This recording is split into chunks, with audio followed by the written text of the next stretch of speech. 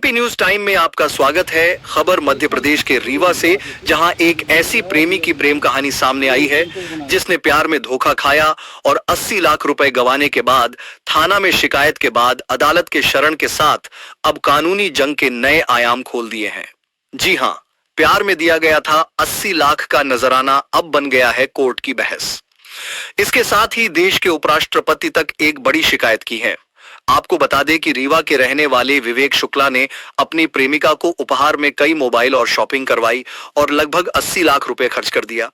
शादी करने के नाम पर लड़की ने बेवफाई करते हुए दूसरे लड़के से सगाई कर ली, जिसके बाद यह विवाद थाना पहुंचा था।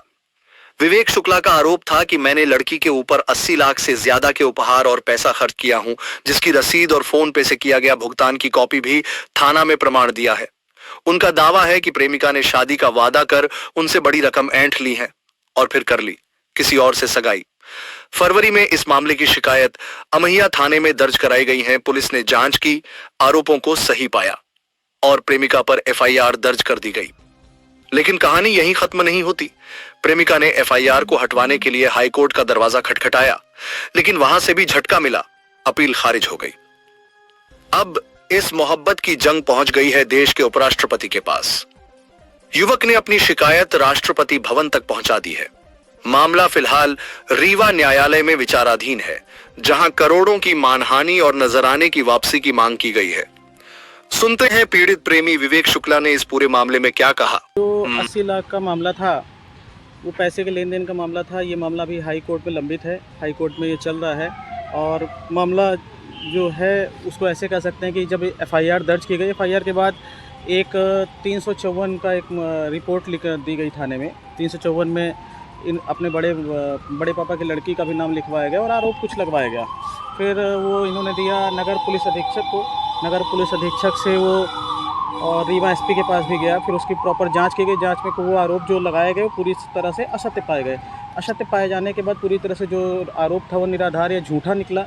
झूठा निकलने के बाद इस मामले की जो पेपर्स थे वो आरटीआई के माध्यम से सर्टिफाइड कॉपी जो हाई कोर्ट में भी इन्होंने लिख के दिया, ये सारे पेपर्स लेके रीवा न्यायालय में पेश किया गया।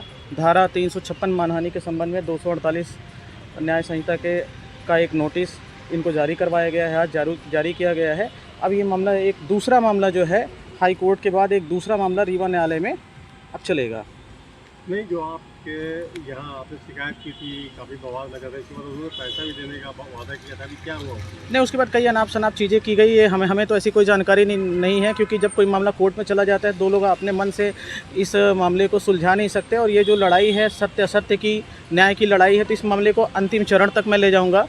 पीछे हटने का सवाल ही नहीं है कि हम किसी से बैठ के और इस मामले को यहीं इसको रफा दफा कर दें।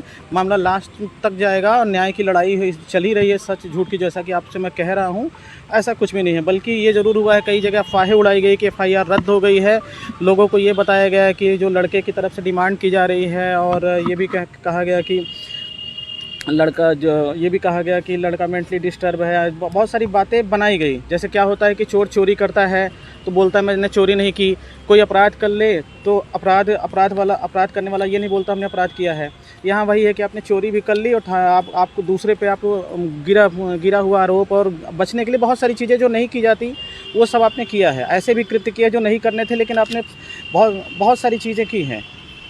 आपने विश्वास करके शायद ये पैसा खर्चा किया था, या फिर आपको कोई उससे लगा होता शादी करने के लिए? अभी इस चीज़ की सारी जानकारी अभी तो एक न्यायालय में जो कुछ ही दिए जाते हैं, तो हमने सबूत दिए हुए हैं। अभी बहुत सारे सबूत और दिए जा रहे हैं। जैसे स्टेबल्स लगभग हमारे पास 30 से 32 हैं, रीवा, भोपाल और दिल्ली के, तो कुछ हमने दिए हैं। बहुत सारी चीज़ें हैं अभी निकल कर आई हैं, तो अब न्यायालय में वो सारी चीज़ें पेश की जाएंगी। विश्वासघात तो था और एक बड़ा विश्वासघात है। और आपको बताना चाहूँगा आपके चैनल के माध्यम से, इस लड़ाई में मैं तो हूँ, बहुत सारे लोग पीड़ित हैं, पूरे देश से पीड़ित हैं। हमारा आप चेक करेंगे और आपको मैं डिटेल्स दूंगा। हज़ारों लोग मैसेज टेक्स्ट कर रहे हैं, बहुत सारे लोग जुड़ चुके हैं। ये लड़ाई जो है अब ये अंतिम चरण में जाएगी और लोगों को न्याय मिलेगा। और इसकी एक शिकायत वाइस प्रेसिडेंट ऑफ इंडिया को 18 अप्रैल को की जा चुकी है, वहाँ से भी रिवर्ट आने वाला है। और इसके लिए देखते हैं क्या हो सकता है। क्या नाम है आपका? विवेक शुक्ला।